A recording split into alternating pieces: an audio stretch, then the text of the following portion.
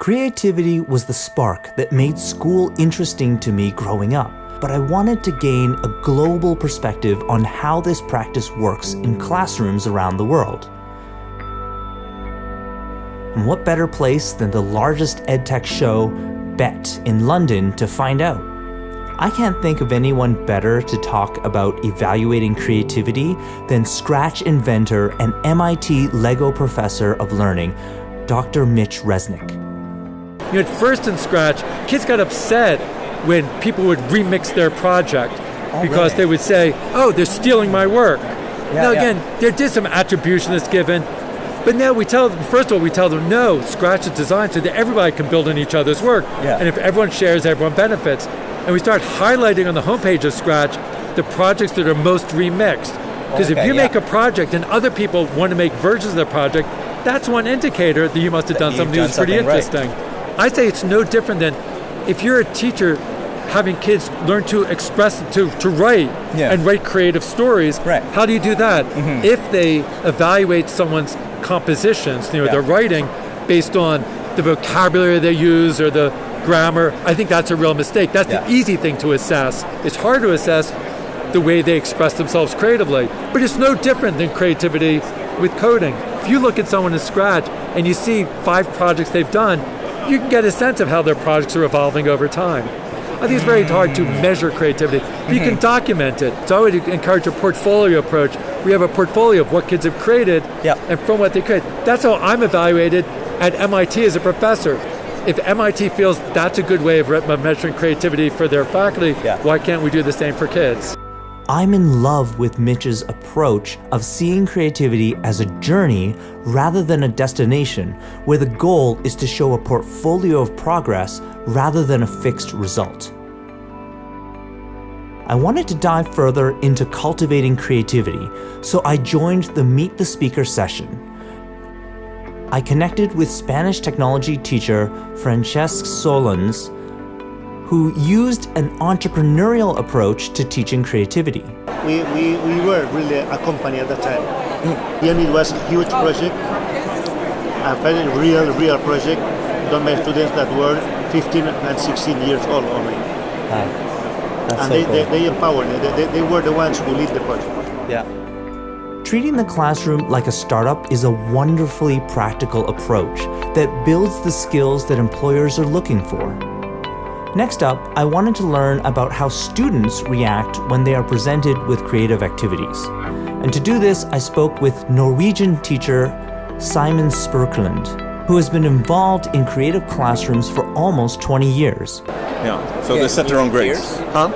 Peers or self-assessment? Peer, self, and with help from me. So when this works out the way it should, and no, it doesn't always, I can only say, I agree, that's your grade. So, and preferably no grade at all, because there's like a trend in Norway now to try to go away from grading. So, and just giving the real assessment for learning, I need to tell you what you can do to improve. Simon helped me learn that creativity may be a powerful equalizer that helps the students that are struggling. There's an ongoing process in Norway that's called, where they are curating a new national curriculum, which is going to end in 1.5 years. And cross-curricularity is one of the major things. I really try to do crossovers whenever I can, and we do that also in my school. There are some natural connections between music and maths as well. I ask the best of my questions, the most open-ended questions.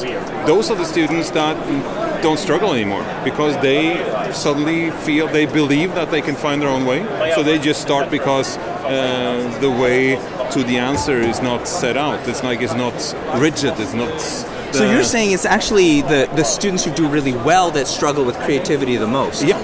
They get the most frustrated, for instance, in math, if it's not like a step-by-step, do this, do that, and get the right answers. They are most frustrated when the answer is open-ended. Finally, I wanted to learn about how teachers are trained to promote active learning in the classroom. And to do this, I met with teacher-educator Ilka Nagel from Osvold University College in Norway. We were experimenting with a video platform, which made it possible that you obviously get video notation, Okay. And what we did was that the students had oral presentations. Yep. And they were filmed with their own mobile phone. Yep. And they uploaded the video to the learning platform. Mm-hmm.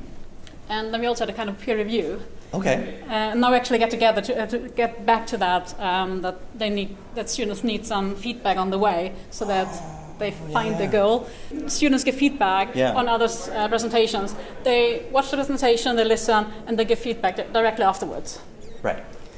And that feedback is usually very general, because you can't. Sometimes there are some details, but usually you give a very general feedback. But when you have the video of the presentation and you watch it, and you can just annotate the video. So when you watch the video again, like a speech bubble in the video, here you have your hands on your pockets and you're not having eye contact. Hey, what's going on? Yeah. So you can give very detailed feedback. I like that. Seeing yourself in the video starts metacognition. So you're thinking about what am I doing there? Mm-hmm. And in addition, you get your peers' comments. Mm-hmm. And now we're getting back to the point that feedback during the learning process in active learning is very important.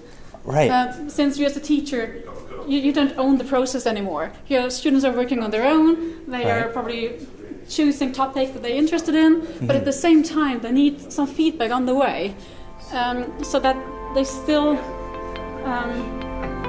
working towards those learning goals.